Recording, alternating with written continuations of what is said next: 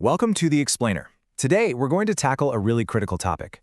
We're looking at how technology, which is so often a lifeline for victims of domestic violence, can also be turned into a weapon against them, a liability. We'll explore what can be done to create a digital shield for people who are at risk. So here's how we're going to break it all down. First up, we'll dig into this idea of a digital double-edged sword. Then we'll look at the modern face of stalking and what that entails. After that, we'll cover some immediate first lines of defense, followed by how professionals can guide victims safely online. And we'll wrap it all up by talking about the real power of awareness. Okay, so this gets us right to the heart of the problem, this digital double-edged sword. Let's really unpack how technology can be an incredible lifeline, but also a huge liability for victims, and what that really means for anyone trying to help. And this quote from the Employee Assistance Report just says it all, doesn't it? It perfectly captures the urgency of the situation.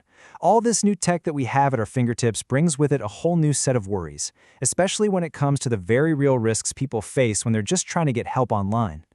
And this is really where the problem lies. You see, on one side, technology is fantastic. It connects victims to resources, to support groups, to help. But on the flip side, that exact same technology can be completely weaponized by an abuser to watch, to harass, and to control them.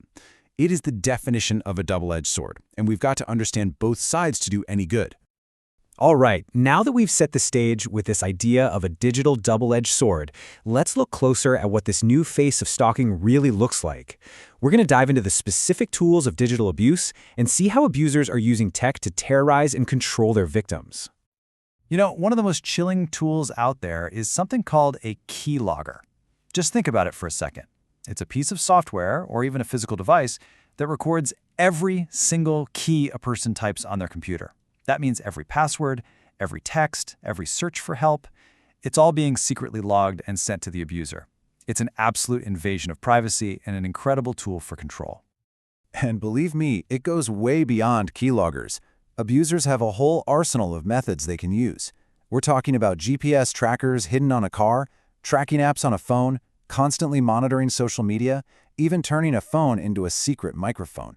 It's not just one tactic. It's a whole system of surveillance that can make someone feel like they're trapped in a digital prison. So, after hearing about all that, which is pretty dark, let's talk about how to fight back. In this section, we're going to cover the first lines of digital defense, the immediate, practical steps that anyone can take to boost their online privacy and protect victims from this kind of abuse. This is such a simple but brilliant safety feature. With just one click of this escape button, a victim can instantly change their screen to a totally harmless site like Google. It hides what they're doing from an abuser who might have just walked into the room. It's like a digital panic button that can make a huge difference in a really dangerous moment. Now, that escape button is a great first step, for sure, but it's not quite enough. Victims also have to know how to completely clear their browser history to erase any trace of their search for help. It's a simple thing, but it's absolutely vital to prevent an abuser from discovering what they've been doing online. And when you're seeking help online, the device you're using is every bit as important as the website you're visiting. The safest bet? A dedicated password-protected computer, but using public or work computers can be really risky. Okay, now that we've covered those first lines of defense, let's shift our focus to the professionals, the people who are actually helping victims of domestic violence. In this section, we'll get into the protocol for intervening online and what their responsibility is in this whole digital landscape. And it all has to start with informed consent. You see, Employee Assistance Program providers, or EAPs, have a duty to screen their clients and have a very honest conversation about the risks of using technology for these kinds of sensitive chats.